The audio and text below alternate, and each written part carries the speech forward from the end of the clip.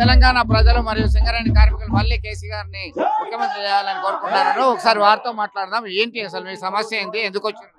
ఇవాళ మా BRS party అధినేత కేసీఆర్ గారు ఇక్కడ జగిత్యాల ప్రజా ఆశీర్వాద సభకు రావడం, ఇవాళ మా తెలంగాణ ప్రజలకు మళ్ళొక తెలంగాణ రాష్ట్రంలో మళ్ళొక యుద్ధం మొదలైందని చెప్పి ఇవాళ మా బీఆర్ఎస్ పార్టీ తరఫున మేమందరం తెలియజేస్తున్నాము.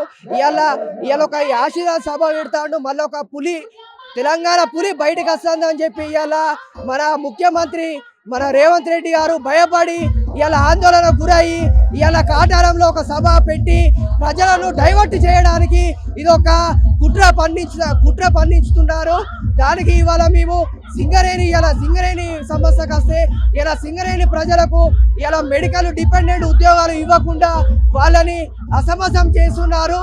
ఇలా వాళ్ళని ఎట్లా అంటే వాళ్ళు కంప్లీట్ గా వాళ్ళు ఇవాళ పేరెంట్స్ మన 2 నెలలు 4 నెలలు 6 నెలలు ఉన్న తెలంగాణ డిపెండెంట్ ఉద్యోగులకి ఇవాళ జాబులు ఇవ్వకుండా మన అసెంబ్లీ వేదికగా మన భట్టి గారు చెప్పడం జరిగింది. మన 2014 నుండి 2023 వరకు 13,500 మంది కార్మికులు ఉన్నారు. అందులో కార్మికుల్లో అవకతవకలు ఉన్నాయి. అది ఏసీబీ సిబిఐ ఎంక్వైరీకి ఇస్తున్నామని చెప్పి ఇది ఒక తప్పుడు ప్రచారం. అంటే మెడికల్ అన్ఫిట్ కోసము డిపెండెంట్ల కోసము ఇలా కార్మికులు కొట్లాడుతున్నారు అని చెప్పి ఒక డైవర్ట్ కోసం అని చెప్పి ఇలా మళ్ళీ ఒక ముందర పెట్టి ఇలా తెలంగాణలో ఇదొక తప్పుడు తప్పుడు నిర్ణయము ఇట్లా చేస్తున్నారు. ఇది కరెక్ట్ కాదు. ఇది ఇలా మా కేసీఆర్ ప్రతి ఒక్కటి ఇలా మళ్ళొకటి ఏంటంటే ఇలా మా కేసీఆర్ గారు ఇలా మన సభలో ఇలా రైతుల గురించి మాట్లాడతారు, ఎత్తివేస్తారు అని చెప్పి ఇలా రైతు బంధు కూడా ఎన్నో కోట్లు శాంక్షన్ చేయడం కూడా జరిగింది. అది చూసుకుంటే ఇలా రేవంత్ రెడ్డి గారు కూడా ఇలా భయాందోళనకు గురయ్యి ఇవన్నీ చేస్తున్నారు అని చెప్పి మా తెలంగాణ పక్షాన మేమంతా సంతోషంగా ఉండి ఇవాళ రేవంత్ రెడ్డి ఇచ్చిన ఇలా కేసీఆర్ రావడం వల్లే ఇలా రైతులకు ఒక రుణమాఫీ అన్న రైతు బీమాలో ఏదో ఒక పడుతుంది. ఇలా కోట్ల రూపాయలు ఇలా తెలంగాణ ప్రజలకు పడుతుంది. అది కేవలం మన కేసీఆర్ గారు ఇలా జగిత్యాల జిల్లాకు వచ్చి సభలో చెప్తారని చెప్పి అదొక భయాందోళనకి గురయ్యి ఇలా రైతులకు ఇలా రుణమాఫీ అది మీద ఒక జోష్ అయితే కనబడుతున్నటువంటి పరిస్థితి చూడొచ్చు. తెలంగాణ రైతులకి రైతు భరోసా ఇస్తున్నాడు. తెలంగాణ బొగ్గుగని కార్మిక సంఘం సంబంధించి అయితే వాళ్ళు ఒక డిమాండ్ తో ముందుకు రావడం జరిగింది. ప్రధానమైన డిమాండ్ ఏంది అసలు? ఈరోజు సింగరేణి మళ్ళీ కూడా కేసీఆర్ గారు రావాలని కోరుకుంటుంది. ఎందుకనంటే ఈరోజు ప్రధానమైన డిమాండ్లను మన ఏదైతే ఇప్పుడున్నటువంటి కాంగ్రెస్ ప్రభుత్వంలో ఉన్నటువంటి సీఎం రేవంత్ రెడ్డి గారు ప్రధాన డిమాండ్లు చెప్పడం జరిగింది. ఏంటి అని అంటే సింగరేణిలో మారుపేర్ల సవరణ మేము చేస్తామని చెప్పేసి ఎలక్షన్ల ముందు భూపాలపల్లి సభ సాక్షిగా వారు హామీ ఇవ్వడం జరిగింది.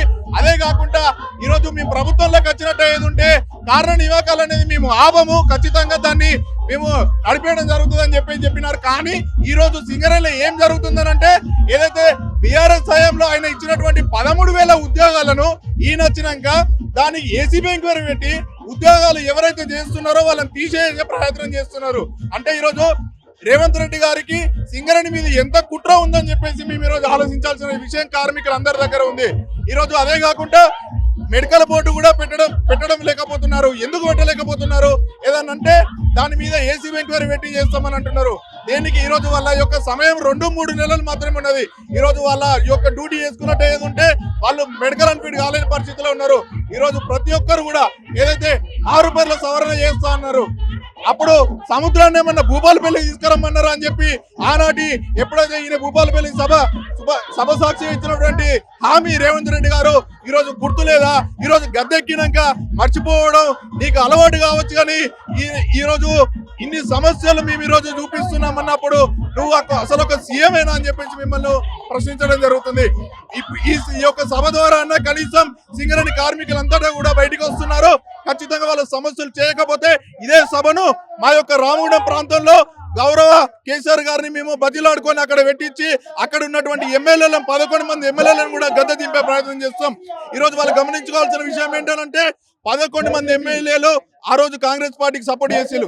అదే 11 మంది కోల్బెల్ట్ ఎమ్మెల్యే వాళ్ళు ఈ రోజు బీఆర్ఎస్ పార్టీకి సపోర్ట్ చేస్తే ఈ రోజు బీఆర్ఎస్ ప్రభుత్వం ఉండేది. కానీ ఆనాటి మేమందరం కూడా ఏదైతే సింగరేణి కార్మికులను సపోర్ట్ చేసింది ఆయనకు కొంచెం కూడా విశ్వాసం లేదా, కార్మికుల పట్ల కొంచెమన్నా ఏమన్నా అభిమానం కానీ గౌరవం కానీ వాళ్ళ కోట్లు వేస్తేనే ఈ రోజు నేను సీఎం గా కూర్చున్నా కదా అని చెప్పేసి ఆయన కొంచెం కూడా ఇంకిత జ్ఞానం లేదో చెప్తున్నాం. రేవంత్ రెడ్డి గారికి ఒకవేళ ఈ యొక్క సభ ద్వారా ఆయన విన్నట్టు ఏది ఉంటే తక్షణమే సింగరేణిలో ప్రధానమైన డిమాండ్లు 1000 రూపాయల సవరణ చేయాలి, మెడికల్ బోర్డు పునఃప్రారంభించాలి.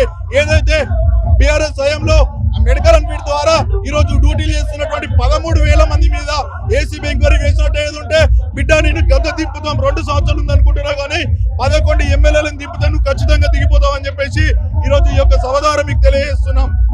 అసలైన తొలి వెలుగు. ఫాలో వాట్సాప్ @తొలి వెలుగు official.